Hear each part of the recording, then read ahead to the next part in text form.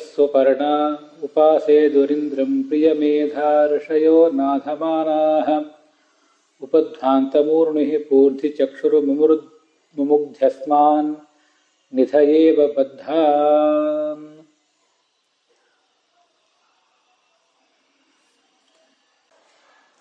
ಚತುಃಕಪರ್ದ ಯುವಸಿ ಸುಪೇಶ ಘೃತಪ್ರತೀಕ ವಯುನಾನಿ ವಸ್ತೆ ತಸ್ಯಾಂ ಸುಪರ್ಣಾ ವೃಷಣಾ ನಿವೇತತುರು ಯತ್ರ ದೇವಾ ದಧಿರೆ ಭಾಗಧೇಯಂ ಋಷಭಂ ವಾ ಸಮಾನಾಃ ನಾಂ ಸಪತ್ನಾಃ ನಾಂ ವಿಷಾಸಹಿಂ ಹಂತಾರಂ ಶತ್ರೂಣಾಂ ಕೃಧಿ ವಿರಾಜಂ ಗೋಪಾತಿಂ ಗವಾಃ ಭದ್ರಂ ಕರ್ಣೇಭಿಃ ಶೃಣುಯಾಮ ದೇವಾಃ ಭದ್ರಂ ಪಶ್ಯೇಮಾಕ್ಷಭಿರ್ಯಜತ್ರಾಃ ಸ್ಥಿರೈರಂಗೈಃ ಸ್ತುಷ್ಟುಮಾಂಸಸ್ತನೂಭಿರ್ವ್ಯಶೇಮ ದೇವಹಿತಂ ಯದಾಯುಃ. ಶ್ರೀ ಗುರುಭ್ಯೋ ನಮಃ.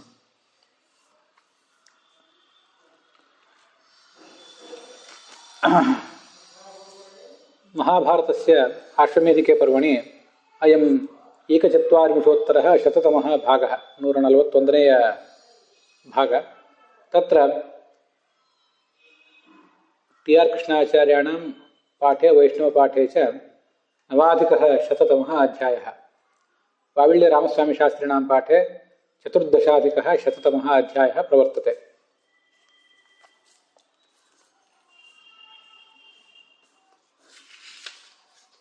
ವಯಃ ಸುಪರ್ಣಾಃ ಪ್ರಿಯಮೇಧಾಃ ಋಷಯಃ ಉಪಧ್ವಾಂತಂ ಊರ್ಣುಃ ಪೂರ್ಧಿ ಚಕ್ಷುಃ ನಿಧಯೇವ ಬದ್ಧಾನ್ ಅಸ್ಮಾನ್ ಮುಮುಗ್ಧಿ ಇತಿ ನಾಧಮಾನಾಃ ಯಮಿಂದ್ರಂ ಉಪಸೇದುಃ ತೇನ ವ್ಯಾಸೇನ ರಚಿತಾಯಾಃ ಮಹಾಭಾರತ ಸಂಹಿತಾಯಾಃ ಶತಸಾಹಸ್ರ್ಯಾಃ ಮಧ್ಯೆ ಆಶ್ವಮೇಧಿಕೆ ಪರ್ವಣಿ ವೈಷ್ಣವಧರ್ಮ ನಾಮಕೆ ಉಪಪರ್ವಣಿ ಸ್ವಯಂ ಜಗದ್ಗುರುಣ ಕೃಷ್ಣೇನ ಉಪದಿಶ್ಯಮಾನಾಃ ಅನೇಕೆ ವೈಷ್ಣವಧರ್ಮಾಃ ಗತೇಷು ದಿವಸೇಷು ಪ್ರಾಸ್ತಾವಿಶತ.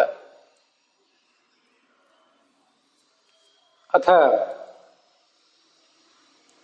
ಅನ್ನದಾನ ಫಲಂ ಶ್ರುತ್ವಾ ಪ್ರೀತಃ ಯುಧಿಷ್ಠಿರಃ ಮಧುಸೂದನಂ ಭಗವಂತಂ ಭೋಜನಸ್ಯ ವಿಧಿಂ ವದ ಇತಿ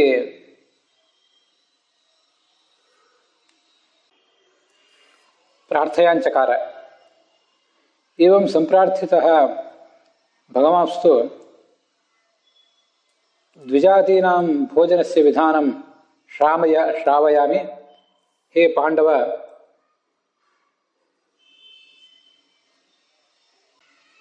ಏಕಾಗ್ರಮನಾಃ ಶೃಣುಷ್ವೈತತ್ ಇತಿ ವಕ್ತುಂ ಪ್ರಚಕ್ರಮೆ.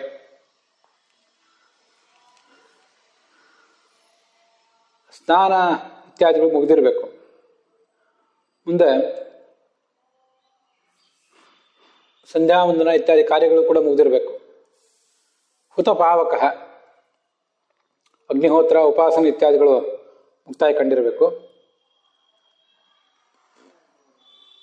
ಬ್ರಾಹ್ಮಣ ಚೌಕ ಮಂಡಲವನ್ನು ಮಾಡಬೇಕಂತ.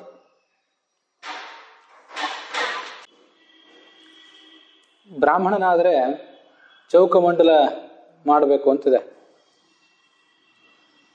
ಮತ್ತೆ ಕ್ಷತ್ರಿಯನಾದರೆ ದುಂಡು ಮಂಡಲ, ವೈಶ್ಯನಾದರೆ ಅರ್ಧಚಂದ್ರಾಕಾರದ ಮಂಡಲವನ್ನು ಮಾಡಬೇಕು. ಅದರ ಮೇಲೆ ಭೋಜನದ ಪಾತ್ರವನ್ನು ಹಾಕಬೇಕು ಅಂತ ಹೀಗೆ ಕೇಳಿ ಬರ್ತದೆ. ಎಲೆ ಅಥವಾ ತಟ್ಟೆ ಮಂಡಲದ ಮೇಲೆ ಇರಬೇಕು. ಕೈಕಾಲುಗಳನ್ನು ತೊಳ್ಕೊಂಡಿರಬೇಕು. ಪವಿತ್ರವಾದ ಆಸನದಲ್ಲಿ ಪೂರ್ವಾಭಿಮುಖನಾಗಿ ಕುಳಿತುಕೋಬೇಕು. ಎರಡೂ ಕಾಲುಗಳನ್ನು ಭೂಮಿಗೆ ಅಂಟಿಸ್ಕೊಂಡಿರಬೇಕು, ಅಥವಾ ಒಂದು ಕಾಲನ್ನಾದರೂ ಭೂಮಿಗೆ ಅಂಟಿಸ್ಕೊಂಡಿರಬೇಕು ಅಂತ ಈಗ ಕೇಳಿ ಬರ್ತದೆ. ಪೂರ್ಣವಾಗಿ ದೇಹ ಮನೆಯ ಮೇಲೆ ಇರಬಾರ್ದು, ಮನೆಯ ಮೇಲೆ ಕೂತ್ಕೊಳ್ಳುವುದಾದರೆ ಅಂತ ಹೀಗೆ ಕೇಳಿ ಬರ್ತದೆ.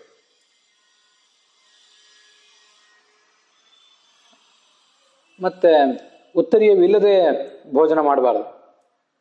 ಹಾಗೆ ಶರೀರದ ಮೇಲೆ ಪೂರ್ಣವಾಗಿ ಬಟ್ಟೆಯನ್ನು ಹಾಕ್ಕೊಂಡು ಕೂಡ ಭೋಜನ ಮಾಡಬಾರ್ದು. ಒಡೆದು ಹೋಗಿರುವಂಥ ತಟ್ಟೆ ಅಥವಾ ಎಲೆ, ಪರ್ಣಪೃಷ್ಠೆ, ಎಲೆ ಹಿಂಭಾಗದಲ್ಲಿ ಊಟ ಮಾಡಬಾರ್ದು ಅಂತ ಹೀಗೆ ಕೇಳಿ ಬರ್ತದೆ. ಸಾಮಾನ್ಯವಾಗಿ ಎಲೆ ಹಿಂಭಾಗದಲ್ಲಿ ಊಟ ಮಾಡುವಂಥ ಪ್ರಸಂಗ ಯಾರಿಗೂ ಬರೋದಿಲ್ಲ, ಆದರೂ ಹಾಗೆ ಮಾಡಬಾರ್ದು ಅಂತ ಕೇಳಿ ಬರ್ತದೆ. ಅನ್ನಂ ಪೂರ್ವಂ ನಮಸ್ಕುರ್ಯಾತ್. ನಮ್ಮಲ್ಲಿದು ತೀರಾ ಜ್ಞಾನಿಗಳು ಅಲ್ಲದೆ ಹೋದರೂ ಕೂಡ ಅಂಥವರಿಗೂ ಇದು ಕೇಳಿ ಬರ್ತದೆ. ಅನ್ನಂ ಪೂರ್ವಂ ನಮಸ್ಕುರ್ಯಾತ್. ಮೊದಲು ಅನ್ನಕ್ಕೆ ಒಂದು ಬಾರಿ ನಮಸ್ಕಾರ ಮಾಡಬೇಕು. ಮತ್ತು ಊಟ ಮಾಡುವ ಸಂದರ್ಭದಲ್ಲಿ ಸಂತೋಷದ ಸ್ವಭಾವವುಳ್ಳವನಾಗಿರಬೇಕು. ಅನ್ನವನ್ನು ಬಿಟ್ಟು ಬೇರೆ ಯಾವುದನ್ನು ಆಲೋಚಿಸಬಾರ್ದು. ಅನ್ನದಲ್ಲಿ ಜಿಗುಪ್ಸೆ ಮನೋಭಾವ ತಾಳಬಾರದು. ಅನ್ನದ ಬಗ್ಗೆ ಜಿಗುಪ್ಸೆಯನ್ನು ತಾಳಿ ಭೋಜನ ಮಾಡ್ತಾ ಹೋದರೆ ಅಂಥ ಅನ್ನವನ್ನು ರಾಕ್ಷಸರೇ ಭೋಜನ ಮಾಡಿಬಿಡ್ತಾರೆ. ಆದ್ದರಿಂದ ಅನ್ನದ ಬಗ್ಗೆ ಯಾವತ್ತೂ ಕೂಡ ಜಿಗುಪ್ಸೆ ಇರಬಾರ್ದು, ಶುದ್ಧವಾದಂತಹ ಭಾವನೆ ಇರಬೇಕು ಅನ್ನದ ಬಗ್ಗೆ ಅಂತ ಅದರ ತಾತ್ಪರ್ಯ. ಪಾಣಿನ ಜಲಮುದ್ಧೃತ್ಯ ಕುರ್ಯಾದ್ ಅನ್ನಂ ಪ್ರದಕ್ಷಿಣಂ. ಅನ್ನಕ್ಕೆ ಒಂದು ಪರಿಷೇಕವನ್ನು ಮಾಡಬೇಕು, ಪರಿಷೇಕ ಮಾಡಿ ಭೋಜನ ಮಾಡಬೇಕು ಅಂತ ಕೇಳಿ ಬರ್ತದೆ. ಪಂಚ ಪ್ರಾಣಾಹುತಿ ಕುರ್ಯಾತ್. ಪ್ರಾಣಾಯ ಸ್ವಾಹ, ಅಪಾನಾಯ ಸ್ವಾಹ, ವ್ಯಾನಾಯ ಸ್ವಾಹ, ಉದಾನಾಯ ಸ್ವಾಹ, ಸಮಾನಾಯ ಸ್ವಾಹ ಇತ್ಯಾದಿ ರೂಪವಾಗಿ ಒಂದು ಈ ಪಂಚ ಪ್ರಾಣಾಹುತಿಗಳನ್ನು ತಗೊಳ್ಬೇಕು.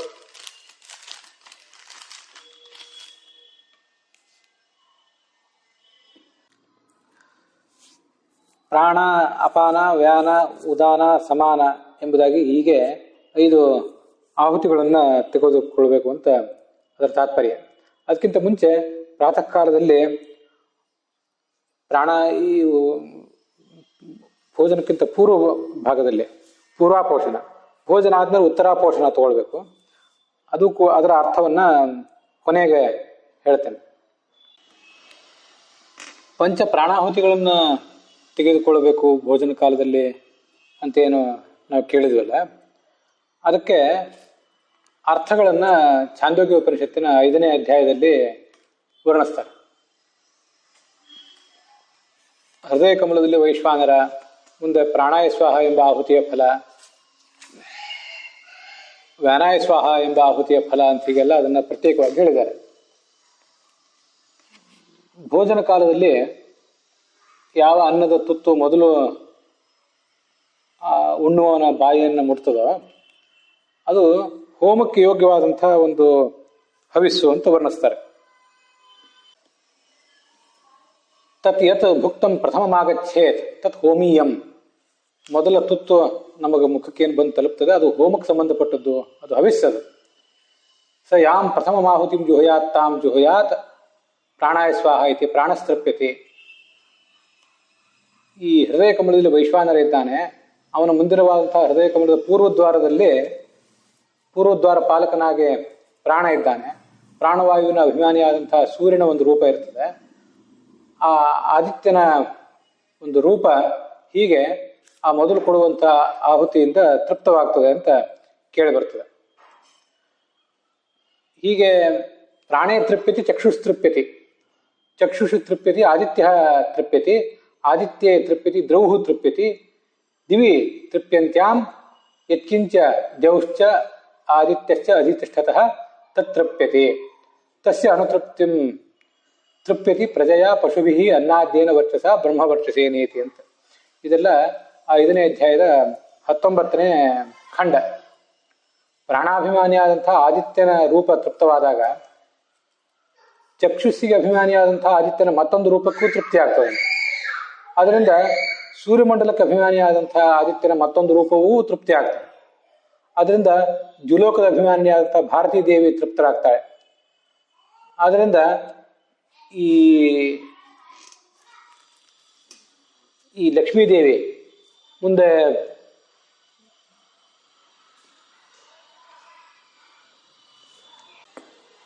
ಸೂರ್ಯಮಂಡಲದ ಅಭಿಮಾನಿಯಾದಂಥ ಸೂರ್ಯ ಮತ್ತು ಲಕ್ಷ್ಮೀದೇವಿ ಇವರಿಬ್ಬರು ಕೂಡ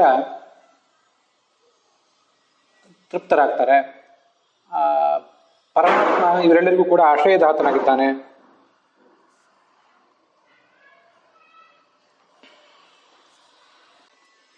ಈ ಸೂರ್ಯದೇವ ಮತ್ತು ಲಕ್ಷ್ಮೀದೇವಿ ಇವರೆಲ್ಲರೂ ಕೂಡ ಸೂರ್ಯನನ್ನು ಅವಲಂಬಿಸ್ಕೊಂಡಿರ್ತಾರೆ. ಅವರೆಲ್ಲರೂ ಕೂಡ ಆ ಪರಮಾತ್ಮನ ಅವಲಂಬಿಸಿದ್ದಾರಲ್ಲ, ಪರಮಾತ್ಮನೂ ತೃಪ್ತನಾಗ್ತಾನೆ. ಪರಮಾತ್ಮ ತೃಪ್ತನಾದರೆ ಆ ಉಪಾಸಕ ಸಂತತಿ, ಪಶು ಇತ್ಯಾದಿ ಎಲ್ಲವನ್ನೂ ಕೂಡ ಪಡ್ಕೊಳ್ತಾನೆ. ಪ್ರಾಣ ಚಕ್ಷು ತಥಾದಿತ್ಯ ಇತ್ಯೇಕಾ ದೇವತಾ ಸ್ಮೃತಾ ಪೂರ್ವದ್ವಾರಪತಿ ವಿಷ್ಣೋ. ಹೀಗೆ ಈ ಪ್ರಥಮ ಪ್ರಾಣಾಹುತಿಯಿಂದ ಇವರೆಲ್ಲರೂ ಕೂಡ ತೃಪ್ತರಾಗ್ತಾರೆ. ಈ ಸೂರ್ಯ ಒಬ್ಬನೇ ಪ್ರಾಣಕ್ಕೆ, ಚಕ್ಷುರೇಂದ್ರಿಯಕ್ಕೆ ಹಾಗೂ ಸೂರ್ಯಮಂಡಲಕ್ಕೆ ಇದೆಲ್ಲದಕ್ಕೂ ಕೂಡ ಅಧಿಪತಿಯಾಗಿದ್ದಾನೆ ಅಂತ ಇದರ ಅರ್ಥ. ಅವನು ವಿಷ್ಣುವಿನ, ಆ ವೈಶ್ವಾನ ರೂಪನಾದ ವಿಷ್ಣುವಿನ ಹೃದಯ ಕಮಲದ ಪೂರ್ವದ್ವಾರದ ಪಾಲಕ. ಮುಂದೆ ವ್ಯಾನಾಯ ಸ್ವಾಹ ಎಂಬ ಆಹುತಿಯ ಫಲವನ್ನು ಹೇಳ್ತಾರೆ. ಅಥ ಯಾಂ ದ್ವಿತೀಯಾಂ ಜುಹುಯಾತ್ ತಾಂ ಜುಹುಯಾತ್ ವ್ಯಾನಾಯ ಸ್ವಾಹ ಇತಿ ವ್ಯಾನಃ ತೃಪ್ಯತಿ. ಎರಡನೇ ತುತ್ತನ್ನ ವ್ಯಾನಾಯ ಸ್ವಾಹ ಅಂತ ಏನು ತಗೊಳ್ತೀವಲ್ಲ, ಆಗ ಆ ವೈಶ್ವಾನರ ನಾಮಕನಾದ ಭಗವಂತನ ಹೃದಯ ಕಮಲದ ದಕ್ಷಿಣ ದ್ವಾರಪಾಲಕನಾದಂಥ ಈ ಚಂದ್ರನಿಗೆ ತೃಪ್ತಿ ಆಗ್ತದೆ. ಚಂದ್ರನ ಸ್ವರೂಪ ತೃಪ್ತವಾದಾಗ, ದ್ವಾರಪಾಲಕ ರೂಪವು ತೃಪ್ತವಾದಾಗ, ಮುಂದೆ ಆ ಶ್ರೋತ್ರದ ಅಭಿಮಾನಿಯಾದ ಚಂದ್ರನ ರೂಪವು ಕೂಡ ತೃಪ್ತ ಆಗ್ತದೆ. ಮತ್ತೆ ಈ ರೂಪದ ತೃಪ್ತಿಯಿಂದ ಚಂದ್ರ ಮಂಡಲದ ಅಧಿಪತಿಯಾದಂಥ ಮತ್ತೊಂದು ರೂಪ ಇದೆ ಚಂದ್ರನಿಗೆ, ಒಟ್ಟು 3 ರೂಪ, ಅವೆಲ್ಲ ತೃಪ್ತ ಆಗ್ತವೆ. ಆ ದಿಕ್ಕಿನ ಅಭಿಮಾನಿಯಾದಂಥ ಲಕ್ಷ್ಮೀದೇವಿ ತೃಪ್ತರಾಗ್ತಾಳೆ. ಬ್ರಹ್ಮ ಸ್ವರೂಪವನ್ನು, ಪರಮಾತ್ಮನನ್ನ ಚಂದ್ರ, ಲಕ್ಷ್ಮೀದೇವಿ ಇವರೆಲ್ಲರೂ ಆಶ್ರಯಿಸಿಕೊಂಡಿದ್ದಾರೆ. ಆ ಪರಮಾತ್ಮನಿಗೆ ಅದರಿಂದ ತೃಪ್ತಿ ಆಗ್ತದೆ. ಆಗ ಉಪಾಸಕ ಸಂತತಿ, ಪಶು, ಅನ್ನ ಮೊದಲಾದ ವಸ್ತುಗಳನ್ನ, ತೇಜಸ್ಸು, ಬ್ರಹ್ಮವರ್ಚಸ್ಸು ಮೊದಲಾದವುಗಳನ್ನು ಪಡ್ಕೊಳ್ತಾನೆ. ಪಶುಭಿ ಅನ್ನಾದ್ಯೇನ ತೇಜಸ ಬ್ರಹ್ಮವರ್ಚಸ ಇತಿ.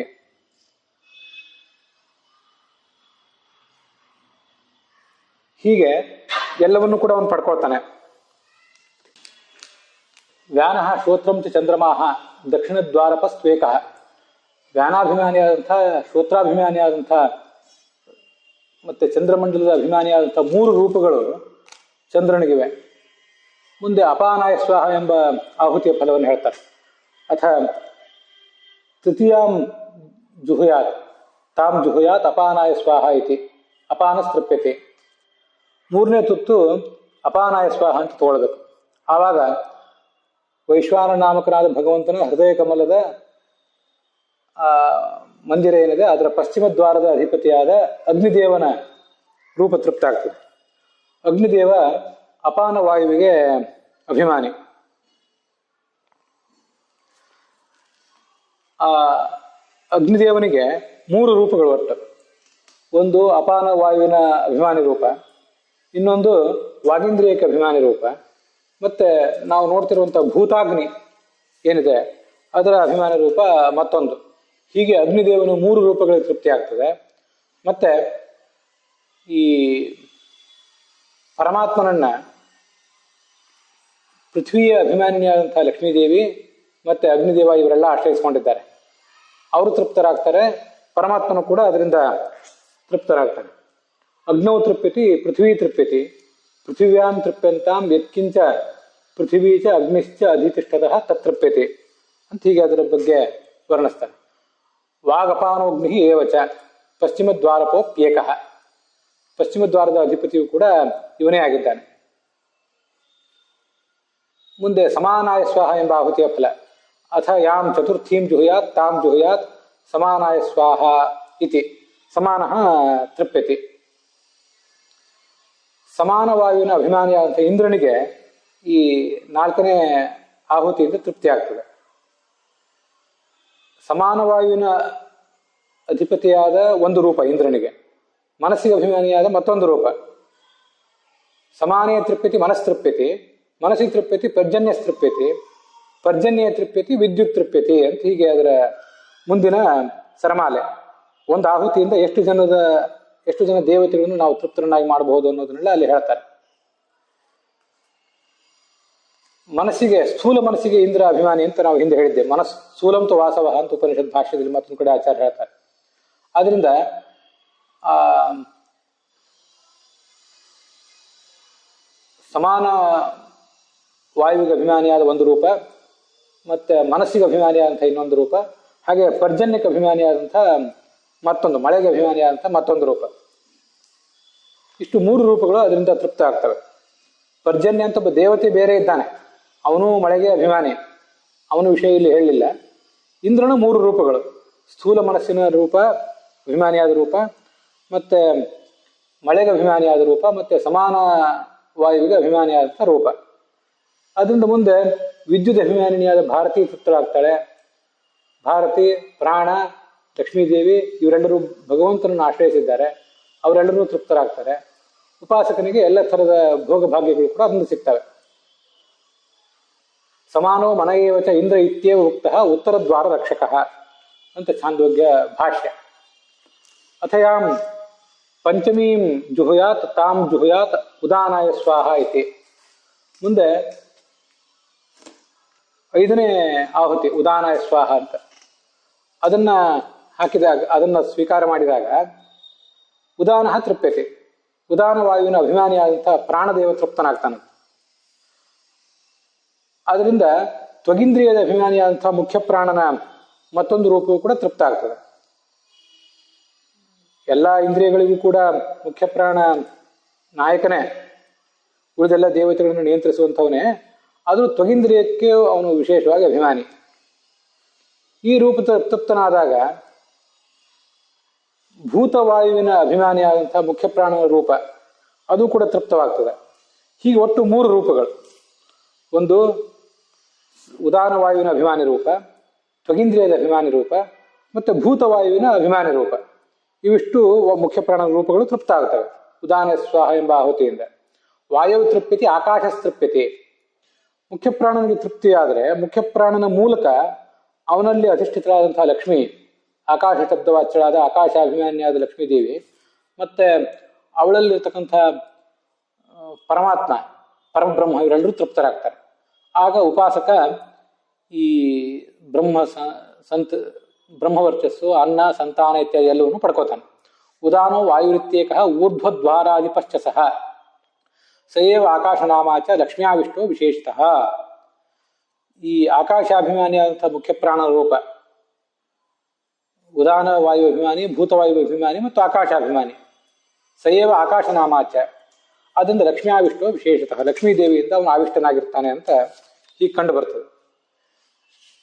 ಅದರಿಂದ ಹಿಂದೆ ನಾನು ಒಂದು ಶ್ಲೋಕ ಹೇಳಿದ್ದೆ, ಇದನ್ನು ಉಪನಿಷತ್ ಬ್ರಹ್ಮಸೂತ್ರ ಭಾಷ್ಯ, ಅನುಭಾಷ್ಯ ಮೊದಲಾದ ಕಡೆ ಕೂಡ ಹೇಳಿದ್ದೆ. ತುಂಬ ಸುಂದರವಾದಂಥ ಒಂದು ಶ್ಲೋಕ ಅದು. ಆಕಾಶ ಶಬ್ದವಾಚ್ಯಳಾದವಳು ಪಾರ್ವತಿ ಮತ್ತು ಗಣೇಶ ಅವರೆಲ್ಲ ಆಕಾಶದ ಅಭಿಮಾನಿಗಳು ಅಂತ ನಮ್ಗೆ ಗೊತ್ತಿದೆ.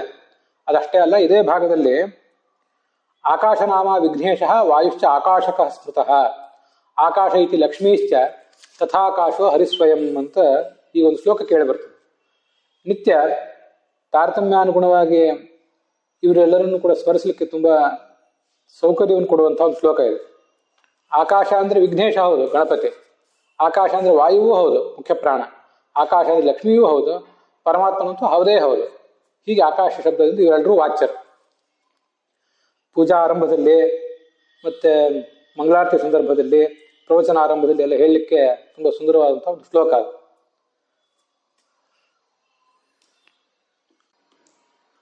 ಏತೇಷು ತೃಪ್ತೇಷು ಹರಿಹಿ ತೃಪ್ಯತ್ಯೇಷಾಂ ಪ್ರಿಯೋ ಹ್ಯಸೌ. ಇವರೆಲ್ಲರಿಗೂ ಆತ ತುಂಬ ಪ್ರಿಯನಾದ್ದರಿಂದ ಅವರೆಲ್ಲರೂ ಕೂಡ ಪ್ರೀತರಾದಾಗ ಭಗವಂತನು ಕೂಡ ಪ್ರೀತನಾಗ್ತಾನೆ ಅಂತ ಅದರ ತಾತ್ಪರ್ಯ.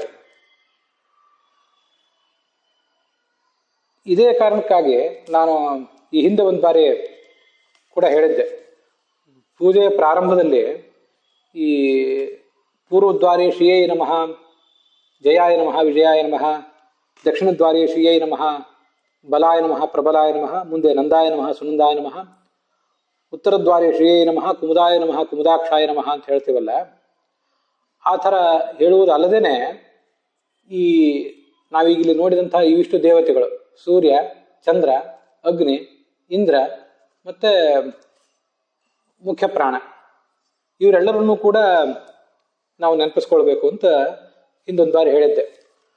ಅದು ಛಾಂದೋಗ್ಯ ಉಪನಿಷತ್ತಿನ 3ನೇ ಅಧ್ಯಾಯದಲ್ಲಿದೆ. ಈಗ ನಾವು ನೋಡಿದ್ದು 5ನೇ ಅಧ್ಯಾಯ. 3ನೇ ಅಧ್ಯಾಯದಲ್ಲೂ ಕೂಡ ಈ ಎಲ್ಲ ದೇವತೆಗಳು ಹೇಗೆ ಆ ದಿಕ್ಕುಗಳಿಗೆ ಅಭಿಮಾನಿಗಳಾಗ್ತಾರೆ ಅಂತ ಅಲ್ಲಿ ವರ್ಣನೆ ಬಂದಿದೆ. ತಸ್ಯ ಹವಾ ಏತಸ್ಯ ಹೃದಯಸ್ಯ ಪಂಚ ದೇವ ಸುಷಯ, 5 ಜನ ದೇವ ದ್ವಾರಪಾಲಕರಿದ್ದಾರೆ.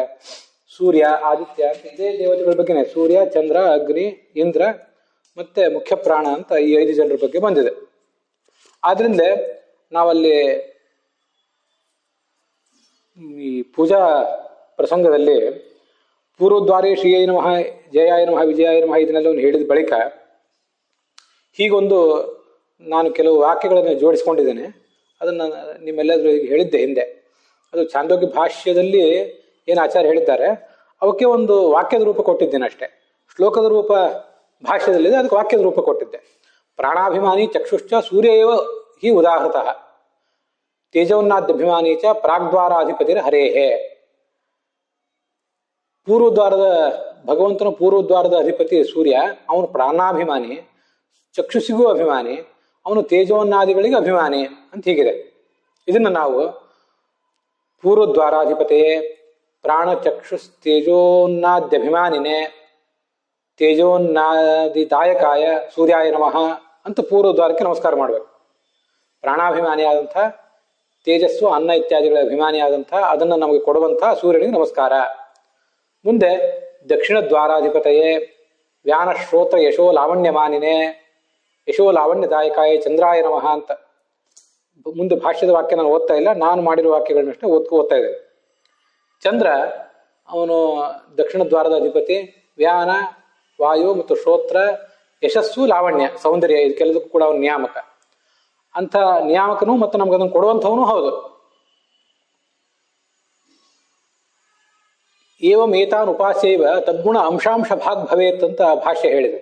ಈ ಎಲ್ಲ ದೇವತೆಗಳನ್ನು ಹಾಗೆ ಉಪಾಸಿಸಿದರೆ ಆ ದೇವತೆಗಳು ಏನು ಕೆಲವು ಅಂಶಗಳನ್ನು ಒಳಗೊಂಡಿದ್ದಾರೆ, ಆ ಒಂದು ಭಾಗ ಅಂಥ ಒಂದು ಅಂಶ ನಮ್ಮಲ್ಲಿ ಅಂಶವಾಗಿಯೂ ಆದರೂ ಆಂಶಿಕವಾಗಿ ಆದರೂ ಆ ಗುಣಗಳು ನಮ್ಮಲ್ಲಿ ಬರಬಹುದು ಅಂತ ಅದರ ತಾತ್ಪರ್ಯ. ಮುಂದೆ ಪಶ್ಚಿಮ ದ್ವಾರಾಧಿಪತಿ ಅಪಾನ ವಾಕ್ ಬ್ರಹ್ಮತೇಜೋನ್ನಮಾನಿನೇ, ಬ್ರಹ್ಮತೇಜೋನ್ನದಾಯಕಾಯ, ಬ್ರಹ್ಮತೇಜಸ್ಸನ್ನು ಅನ್ನವನ್ನು ನಮಗೆ ಕೊಡುವಂಥವನು ಅಗ್ನಿ, ಅವನಿಗೆ ನಮಸ್ಕಾರ. ಉತ್ತರ ದ್ವಾರಾಧಿಪತಿಯೇ ಸಮಾನ ಮನಃ ಕೀರ್ತಿ ಐಶ್ವರ್ಯಮಾನಿನೇ, ಸಮಾನ ವಾಯುವಿನ ಅಭಿಮಾನಿಯಾದ, ಸ್ಥೂಲ ಮನಸ್ಸಿನ ಅಭಿಮಾನಿಯಾದ, ಕೀರ್ತಿ ಮತ್ತು ಐಶ್ವರ್ಯಗಳಿಗೆ ಅಭಿಮಾನಿಯಾದ ನಮಗದನ್ನು ಕೊಡುವಂಥ ಇಂದ್ರನಿಗೆ ನಮಸ್ಕಾರ. ಮುಂದೆ ಊರ್ಧ್ವದ್ವಾರಾಧಿಪತಿಯೇ ಮಹೌಜೋ ಮಾನಿನೇ ಮಹೌಜೋ ದಾಯಕಾಯ, ಓಜಸ್ಸು ಇತ್ಯಾದಿ ಗುಣಗಳಿಗೆ ಅವನ ಅಭಿಮಾನಿ, ಅದನ್ನು ನಮ್ಗೆ ಕೊಡುವಂಥವನು ಕೂಡ. ನಮಗೆ ಇನ್ನೊಬ್ಬರಿಗೆ ಮಣಿದೇ ಇರುವಂತಹ, ಇನ್ನೊಬ್ಬರನ್ನು ಮಣಿಸುವಂಥ ಶಕ್ತಿಗಳನ್ನು ಕೊಡುವಂಥವನು ಪ್ರಾಣ ಅಂತ ಅವನನ್ನ, ಪ್ರಾಣನನ್ನ, ಇಂದ್ರನನ್ನ, ಅಗ್ನಿಯನ್ನ, ಚಂದ್ರನನ್ನ, ಸೂರ್ಯನನ್ನ ಪೂಜಾದ ಆರಂಭದಲ್ಲಿಯೂ ಹೀಗೆ ನಾವು ಉಪಾಸಿಸಬೇಕು. ಏನನ್ನು ಪೂಜೆ ಮಾಡಿದ್ವೋ ಅದನ್ನು ಭೋಜನದ ಆರಂಭದಲ್ಲೂ ಕೂಡ ಪ್ರಾಣಾಯ ಸ್ವಾಹ, ಅಪಾನಾಯ ಸ್ವಾಹ, ವ್ಯಾನಾಯ ಸ್ವಾಹ, ಉದಾನಾಯ ಸ್ವಾಹ, ಸಮಾನಾಯ ಸ್ವಾಹ ಅಂತ ಹೀಗೆ 5 ಆಹುತಿಗಳನ್ನ ತಗೊಳ್ಬೇಕು. ಬ್ರಹ್ಮಣೇ ನಮಃ ಅಂತ ಇನ್ನೊಂದು ಆಹುತಿಯನ್ನು ತಗೊಳ್ತೇವೆ. ಅದು ಯಾಕೆ ಬಂದಿದೆ ಅಂತ ಗೊತ್ತಿಲ್ಲ, ಹಿಂದೆ ಅದ್ರ ಬಗ್ಗೆ ನಾವು ಆಲೋಚನೆ ಮಾಡಿದ್ವಿ, ಆದರೆ ಅದ್ರ ಬಗ್ಗೆ ಸಮಾಧಾನಕರವಾದ ಉತ್ತರ ಏನೂ ಸಿಕ್ಕಿಲ್ಲ.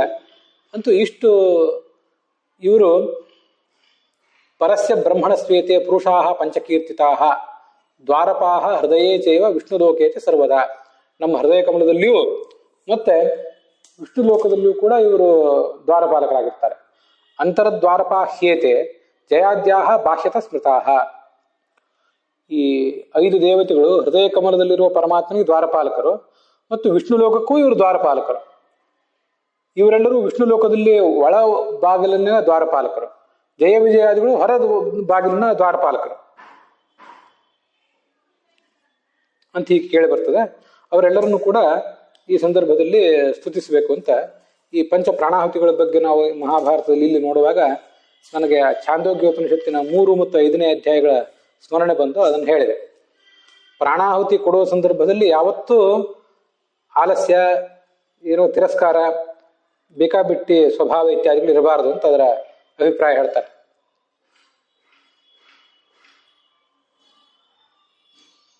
ಯಥಾ ರಸಂ ನ ಜಾನಾತಿ ಜಿಹ್ವಾ ಪ್ರಾಣಾಹುತವು ನೃಪ.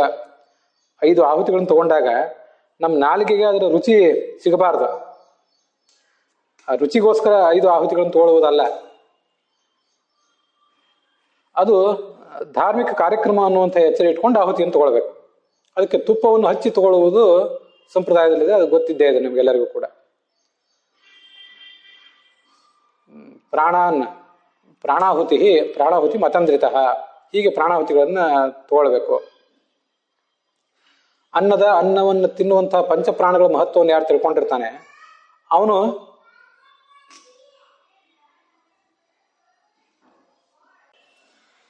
ಹೀಗೆ ಪಂಚಪ್ರಾಣಗಳ ಮಹತ್ವವನ್ನು ತಿಳ್ಕೊಂಡು ಈ ಆಹುತಿಗಳನ್ನು ತಗೊಂಡವನು ಪಂಚವಾಯುಗಳ ಕುರಿತಾಗಿ ಯಜ್ಞಗಳನ್ನು ಮಾಡಿದಂತಾಗ್ತದೆ. ತೇನ ಇಷ್ಟಾಹ ಪಂಚವಾಯವ, ಅದಲ್ಲದೆ ಬೇಕಾಬಿಟ್ಟಿಯಾಗಿ ಭುಂಜಾನಃ ಬ್ರಾಹ್ಮಣ, ತನ್ನ ಹೊಟ್ಟೆ ತುಂಬಿಸ್ಕೊಳ್ಳುವುದಕ್ಕಾಗಿ ಯಾವ ಬ್ರಾಹ್ಮಣ ಇದನ್ನು ಊಟ ಮಾಡ್ತಾನೋ ಅವನು ಜ್ಞಾನ ದುರ್ಬಲ, ತಾನು ಮೂರ್ಖನಾಗಿ, ಅಂಥವನು ಮೂರ್ಖ. ಅವನು ತಿನ್ನುವ ಆಹಾರದಿಂದ ಅವನಿಗೆ ಹೊಟ್ಟೆ ತುಂಬಬಹುದು, ಆದರೆ ಅಸುರರಿಗೂ ಪ್ರೇತರಿಗೂ ಅದರಿಂದ ತೃಪ್ತಿ ಆಗ್ತದೆ. ಈ ಪಂಚ ಆಹುತಿಗಳನ್ನ ಏನು ತಗೊಳ್ತೀವಲ್ಲ, ಈ ಸಂದರ್ಭದಲ್ಲಿ ನಾವು ನಮ್ಮ ಕೈ ಬೆರಳುಗಳು ಬಾಯಿಗೆ ತಾಕಿದಾಗ ಅದೇನು ಉಚ್ಚಿಷ್ಟ ಅಂತ ಕರೆಸ್ಕೊಳ್ಳೋದಿಲ್ಲ. ಆದ್ರಿಂದ ಅದು ಉಚ್ಚಿಷ್ಟ ಅಂತ ಪರಿಗಣಿತ ಆಗೋದಿಲ್ಲ, ಅದೊಂದು ಯಜ್ಞ. ಆದ್ರಿಂದ ಮುಂದೆ ನಾವೇನು ಊಟ ಮಾಡ್ತಾ ಹೋಗ್ತೀವೋ ಆವಾಗ ಕೈ ಉಚ್ಚಿಷ್ಟ ಆಗ್ತದೆ ಅಂತ ಕೆಲವರು ಅಭಿಪ್ರಾಯ ಪಡ್ತಾರೆ. ಹಿಂದೆ ಒಂದು ಬಾರಿ ಅದನ್ನ ನಾನು ಹೇಳಿದ್ದೆ. ಇನ್ನು ಕೆಲವರು ಅದನ್ನ 5 ಆಹುತಿಗಳನ್ನ ಹಾಕ್ಕೊಳ್ಳುವಾಗ ಬಾಯಿಗೆ ಅದನ್ನು ಮುಟ್ಟಿಸದೆ ಮೇಲಿಂದ ಎತ್ತರಿಸಿ ಅದನ್ನು ಹಾಕ್ಕೊಳ್ಳುವುದು ಕೂಡ ಹೀಗೊಂದು ಕಂಡು ಬರ್ತದೆ. ಹಾಗೆಲ್ಲ ಮಾಡುವುದು ಅವರವರ ಸಂಪ್ರದಾಯ ಅಷ್ಟೆ. ವಸ್ತುತಃ ಹಾಗೆ ಮಾಡದೆ ಹೋದ್ರೂ ಕೂಡ ತಪ್ಪೇನೂ ಇಲ್ಲ ಅಂತ ಅದರ ತಾತ್ಪರ್ಯ.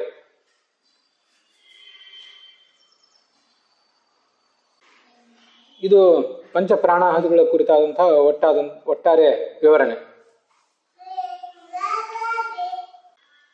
ಇಲ್ಲಿಗೆ ಈ ಭಾಗ ಸಮಾಪ್ತ ಆಗ್ತದೆ. ಮುಂದೆ ಉಳಿದ ಭೋಜನವನ್ನು ಹೇಗೆ ಮಾಡಬೇಕು, ಯಾವ ರೀತಿ ಮಾಡಬಾರ್ದು ಅನ್ನೋದ್ರ ಬಗ್ಗೆ ಅನೇಕ ವಿವರಗಳನ್ನು ಹೇಳ್ತಾನೆ. ಅದನ್ನು ನಾಳೆ ದಿವಸ ಶ್ರವಣ ಮಾಡೋಣ. ಶ್ರೀಕೃಷ್ಣಾರ್ಪಣಮಸ್ತು.